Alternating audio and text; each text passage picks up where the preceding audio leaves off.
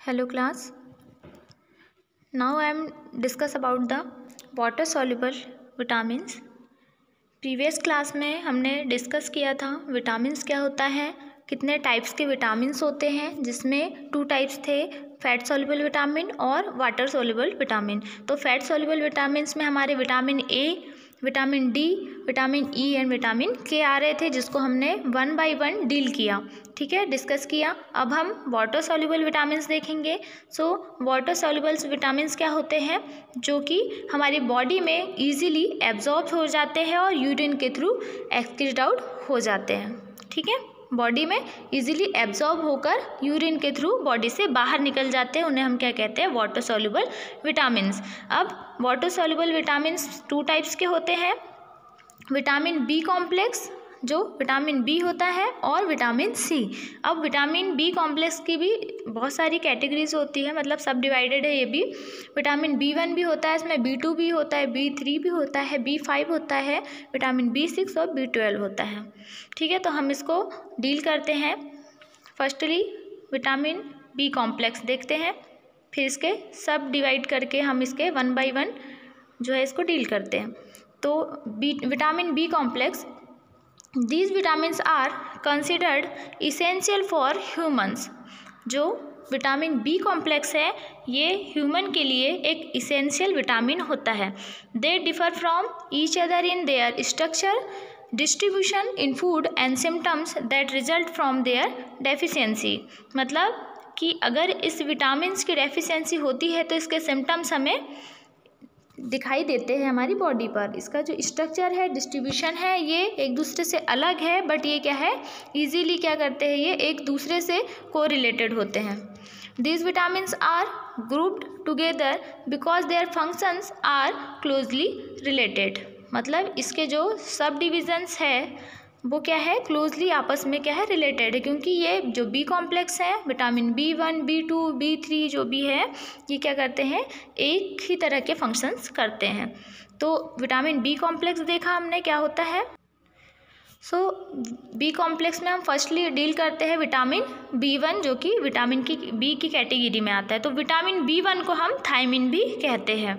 अगर आपको एग्जाम में आता है थायमिन तो मतलब विटामिन B1 की बात चल रही है। तो इसमें देखते हैं, it is required to maintain the nerves in healthy condition. मतलब विटामिन बी की ज़रूरत कब होती है हमें, ये क्या फंक्शन प्ले करता है, ये हमारी जो नर्व्स होती है उसको हेल्दी कंडीशन में मेंटेन करके रखता है। सेकेंड है, it is easily destroy by cooking और हाई pH और हाई टेम्परेचर। मतलब ये जो विटामिन्स है ये हमारे फूड्स में प्रेजेंट होते हैं, तो अगर हम उस फूड को क्या करते हैं, ज़्यादा टेम्परेचर में बॉईल करते हैं या हीट ज़्यादा देते हैं तो क्या होते हैं, ये डिस्ट्रॉय हो जाते हैं। मतलब इसकी जो क्वालिटी होती है, जो थायमिन है, विटामिन B1, ये क्या करता है, इसके फंक्शंस जो रेड्यूस हो जाते हैं। These vitamins is essential in release of energy from carbohydrate। मतलब ये जो विटामिन है ये इम्पॉर्टेंट है, क्या करता है, ये कार्बोहाइड्रेट को क्या करता है, इसमें से एनर्जी को रिलीज़ करने में हेल्प करता है। तो विटामिन B1 क्या होता है ये देख चुके हैं हम। अब देखते हैं इसकी डेली रिक्वायरमेंट ऑफ थायमिन। मतलब विटामिन B1 की डेली रिक्वायरमेंट कितनी होनी चाहिए हमारी बॉडी में। Daily requirement of thiamine is 0.5 mg per 1000 kcal of energy intake. मतलब डेली रिक्वायरमेंट इसकी हमें कितनी होनी चाहिए, अगर हम 1000 किलो कैलोरी अगर ले रहे हैं, एनर्जी पर डे इनटेक कर रहे हैं, तो इसमें 0.5 mg हमें विटामिन B1 की रिक्वायरमेंट होती है। अब डाइटरी सोर्सेज देखते हैं। Thiamine is occurs in all natural foods, although is small amounts. The important sources are whole grams cereals like wheat, grams, yeast, pulse, oil seeds and nuts. Milk is an important source of thiamine for infant। मतलब thiamine जो है इसके sources क्या है, ये एक natural food sources है जिसमें ये स्मॉल अमाउंट में सभी फूड्स में प्रेजेंट होते हैं। इसके कुछ इंपॉर्टेंट सोर्सेज दिए हैं, जैसे होल ग्राम्स हो गया, हमारे सीरियल्स हो गए, मतलब दाल हो गई है ना, वीट हो गया, यीस्ट, पल्सेस हो गई, और ऑयल सीड्स हो गए, नट्स हो गए। और जो इन्फेंट्स हैं, इन्फेंट के लिए, मतलब जो ब्रेस्ट फीडिंग कर रहे हैं उनके लिए मिल्क ही एक इम्पॉर्टेंट सोर्स होता है B1 को उनकी बॉडी में एंटर करवाने के लिए। तो हमने देखे B1 के डाइटरी सोर्सेज। नेक्स्ट हम देखते हैं फंक्शंस ऑफ विटामिन B1। अब विटामिन B1 क्या फंक्शन करता है हमारी बॉडी में। Thiamine functions mainly as a coenzyme that is thiamine pyrophosphate TPP which is required in the breakdown of glucose to yield energy. मतलब थायमिन जो है, मतलब हमारा विटामिन ई की बात चल रही है यहाँ पे। तो विटामिन B1 जो है, तो B1 क्या फंक्शंस करता है, ये कोएंजाइम की तरह फंक्शन करता है। थायमिन जो है एक कोएंजाइम की तरह फंक्शन करता है। कैसे, जो कि पायरोफॉस्फेट होता है, मतलब TPP। तो ये क्या करता है हमारी बॉडी में, ये रिक्वायर्ड होता है ब्रेकडाउन के लिए ग्लूकोज के। मतलब जब ग्लूकोज का ब्रेकडाउन होता है हमारी बॉडी में तो क्या होता है, उससे हमें एनर्जी मिलती है। तो उसके लिए एक इम्पॉर्टेंट इसका एक फंक्शन है। सेकंड है it helps to maintain a healthy nervous system. अब इसका दूसरा फंक्शन जो है, ये क्या करता है, जो नर्वस सिस्टम है उसको हेल्दी बनाए रखने में हेल्प करता है, उसको मेंटेन करने में हेल्प करता है। थर्ड जो इसका फंक्शन है, it is required for normal appetite and digestion. मतलब अभी इसका एक इसेंशियल रोल है, एक इम्पॉर्टेंट फंक्शन है, जो कि ये क्या करता है, हमारे जो फूड जब हम लेते हैं उसको डाइजेस्ट करने में हेल्प करता है और एक नॉर्मल एपेटाइट को मेंटेन करने में हेल्प करता है। अब देखते हैं storage and excretion of vitamin B1। मतलब इसका स्टोरेज कहाँ होता है और ये बॉडी से कैसे एक्सक्रीड आउट होता है। The constant level of thiamine in the body is 30 mg. If more than required amount is given, it will be excreted in the urine. मतलब क्या है इसका, कि जो थायमिन है, जो हम विटामिन B1 ले रहे हैं हमारी बॉडी में, इसकी एक रिक्वायरमेंट कितनी है, 30 mg है। अगर हम इससे ज़्यादा अमाउंट में अगर विटामिन्स लेते हैं, मतलब विटामिन B1 अगर हम इस 30 mg से ज़्यादा अगर लेते हैं तो क्या होता है, ये एब्जॉर्ब होके हमारी बॉडी से यूरिन के थ्रू बॉडी से एक्सक्रीट आउट हो जाता है। अब देखते हैं हम डेफिशिएंसी ऑफ विटामिन B1। मतलब अगर हमारी बॉडी में विटामिन B1 की अगर कमी आती है तो उसकी क्या डेफिशिएंसी से क्या इफ़ेक्ट्स दिखाई देते हैं। It is lost during washing, cooking of rice and prolong storage of fruits and vegetables. मतलब क्या है कि जब हम फूड्स को जिनमें विटामिन B1 होता है, हम उनको जब वॉश करते हैं या हाई फ्लेम पे कुक करते हैं, मतलब हाई टेम्परेचर पे हम उसको बॉईल करते हैं, हीट देते हैं, तो क्या होता है, इसकी जो विटामिन B1 की जो मतलब क्वालिटी है, जो क्वांटिटी है, जो वो क्या होती है, लॉस हो जाती है।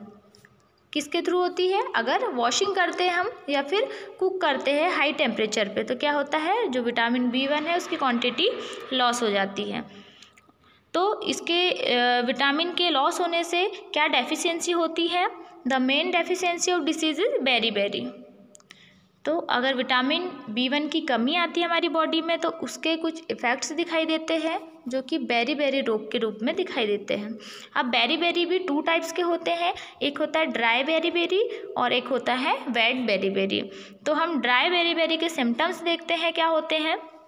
अगर विटामिन B1 की कमी से जब ड्राई बेरी कॉज होता है तो क्या सिम्टम्स होते हैं, the main symptoms of this disease are cramps, difficulty in walking. मतलब जब ड्राई बेरी होता है तो हमें उसके सिम्टम्स दिखाई देते हैं, क्रैम्प होता है एब्डोमेन में और क्या होता है, हमें डिफ़िकल्टी ऑफ वॉकिंग होती है। अब वेट बेरी होता है, इसमें क्या होता है, the main symptoms of this disease are enlargement of heart, breathlessness. मतलब अब इसके सिम्टम्स क्या है, अगर वेट बेरी हुआ तो हार्ट का इनलार्जमेंट हो जाता है और ब्रीथलेसनेस हो जाती है। तो हमने देखा कि विटामिन B1 क्या होता है, इसके सोर्सेस क्या है, इसके फंक्शंस क्या है और इसकी डेफिशिएंसी से कौन सी डिजीज़ कॉज हो रही है। अब हम नेक्स्ट विटामिन देखेंगे, विटामिन B2 मतलब राइबोफ्लेविन। ये भी एक वाटर सॉल्युबल विटामिन है। ये B कॉम्प्लेक्स जो है विटामिन विटामिन बी जो है उसी का एक ये सब टाइप है। तो हमने विटामिन B1 डील कर चुके हैं जिसको थायमिन कहते हैं। अब हम विटामिन B2 डील करेंगे जिसको राइबोफ्लेविन भी कहते हैं। तो राइबोफ्लेविन क्या होता है? Riboflavin helps in carbohydrates and protein metabolism specially in eyes and skin. It is rapidly destroy in bright light. मतलब क्या है कि जो विटामिन B2 है, मतलब राइबोफ्लेविन जो है, ये किस में हेल्प करता है? जो कार्बोहाइड्रेट, जो प्रोटीन होते हैं उसके मेटाबॉलिज्म में हेल्प करता है। ठीक है, कार्बोहाइड्रेट और प्रोटीन के मेटाबॉलिज्म में हेल्प करता है। स्पेशली ये जो आइज़ और जो स्किन्स होती है, ये क्या है, उसके लिए इसेंशियल होता है। और ये क्या करता है? डिस्ट्रॉय हो जाता है ब्राइट लाइट में। अब इसकी डेली रिक्वायरमेंट देखते हैं कितनी होती है। इन्फेंट के लिए 0.5 mg डेली रिक्वायरमेंट है इसकी। चिल्ड्रंस के लिए 1 mg जो है डेली रिक्वायरमेंट है। और अगर एडल्ट्स की बात करें तो 1.5 mg to 2 mg daily requirement adults की होती है। मतलब इतना जो है अमाउंट में उन्हें B2 विटामिन B2 लेना ज़रूरी है। अब जो प्रेगनेंसी की ड्यूरेशन में आपको पता है कि इन्फेंट के लिए भी एक अमाउंट में जो न्यूट्रिएंट्स है उसकी ज़रूरत पड़ती है, तो हम क्या करते हैं उसमें प्लस कर देते हैं। मतलब कि जैसे एडल्ट्स हैं 1.5 टू 2 mg अगर मान लेते हैं, 2 mg अगर लेते हैं, एक वुमेन अगर लेती है 2 mg पर डे, तो हम उसमें क्या करेंगे 0.2 mg प्लस कर देंगे जो कि इन्फेंट के लिए यूज़ होगा।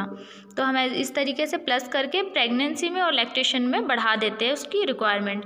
लैक्टेशन में भी हम 2 mg प्लस 0.4 mg जो है इसकी रिक्वायरमेंट देंगे। अब generally it's requirements is 0.55 mg per 1000 kilo कैसियल। अगर हम पर डे 1000 किलो कैसियल्स जो भी डाइट्स लेते हैं उसमें से 0.55 mg जो है इसकी हमें B1 की मात्रा मिलनी चाहिए हमारी बॉडी में। अब देखते हैं हम विटामिन B2 के सोर्सेज कौन कौन से हैं।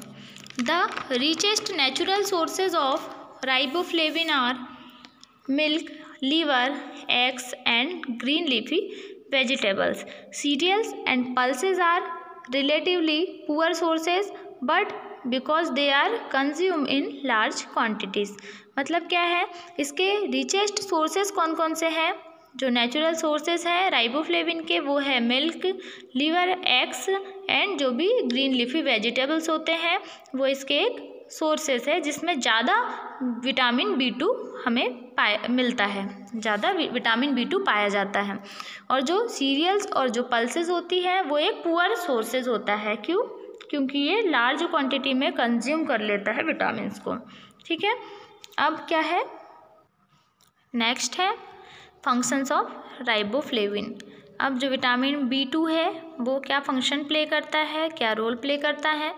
As a coenzyme it is a vital factor in protein metabolism. मतलब ये एक कोएंजाइम की तरह काम करता है जो कि एक वाइटल फैक्टर्स होता है प्रोटीन को मेटाबॉलिज्म करने में। मतलब ये प्रोटीन के मेटाबॉलिज्म में हेल्प करता है।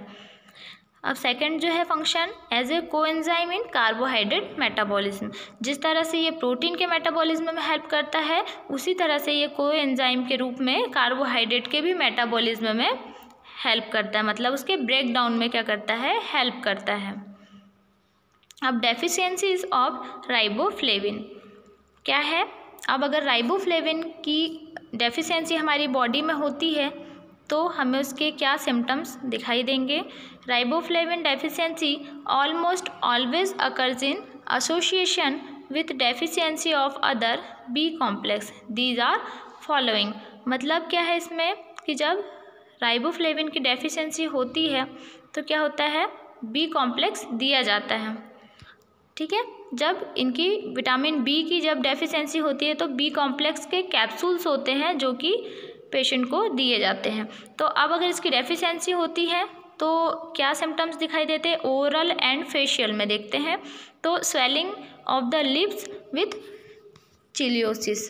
मतलब क्या है, लिप्स जो है उसमें स्वेलिंग आ जाती है and angular stomatitis, cracks in skin at the corners of lips. मतलब क्या है कि जो लिप्स है, स्किन्स है, उसमें क्या क्रैकल्स आ जाते हैं, मतलब क्रैक हो जाती है। और जो लिप्स है उसके कॉर्नर्स में क्या होते हैं, स्किन क्रैक हो जाती हैं। ग्लोसाइटिस मतलब इन्फ्लामेशन ऑफ टंग, मतलब टंग जो है उसमें इन्फ्लामेशन हो जाता है, ईचिंग होती है साथ में, बर्निंग एंड वाटरी आई, मतलब ईचिंग भी होगी, बर्निंग सेंसेशन होगा, उसके बाद में क्या होगा, आईज जो है वो वाटरी आई हो जाएगी, मतलब ज़्यादा फ्लूइड जो है एक्सक्रीट आउट होगा आई से।